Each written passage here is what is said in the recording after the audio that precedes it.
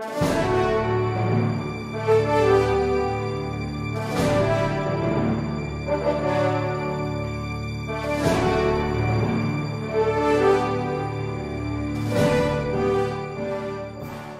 any conflict in terms of Attorney Marlon Manuel being part of the prosecution specifically to handle Article 3 of this impeachment complaint? You don't see it, but I see it. Because that's an obscurantist position. The fact is that Attorney Manuel's position is hostile to PAL, whatever the case is.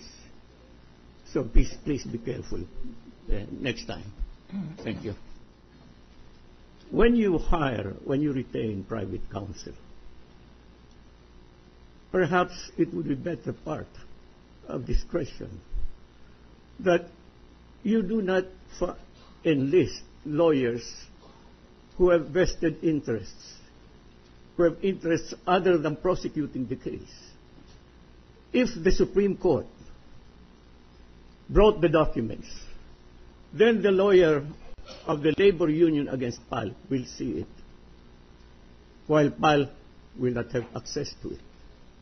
That is what I am saying. But I've already said several times in this session hall that no opinion is allowed by the rules of evidence unless the expert has first been qualified as an expert witness.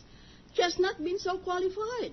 She was not present when these so-called irregularities or discrepancies were taking place. So how can she be a witness on this instance? That does not apply, counsel. Let me educate you. When an official custodian or other representative qualified by that office or authorized by that office to issue an official record does so, then the presumption applies that what is stated in the official record is correct to that extent. Therefore, there is an exception to the hearsay rule. That person or that custodian or that record keeper does not have to explain why his record is that way. You just have to take it on faith. That is the meaning of that. But we are talking of a dissenting opinion by collegiate body, the Supreme Court. So, if the dissenting opinion contains certain narrations of fact, which in fact are intended to dispute what the majority opinion has issued, you cannot prima facie presume that the dissenting opinion is correct and the majority opinion is wrong. That's why I read you those cases where the Supreme Court repeatedly said, you rely on the majority opinion, not on the dissenting opinion. That is why I was warning you already, do not engage in a colloquy with the judge. That is not allowed by the rules of the impeachment court.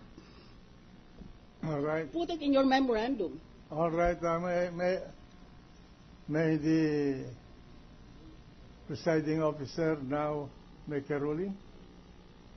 The hearsay rule contained in our rules of evidence do not apply strictly in impeachment cases, as far as I could remember what I read about the experience of the United States in impeachment cases.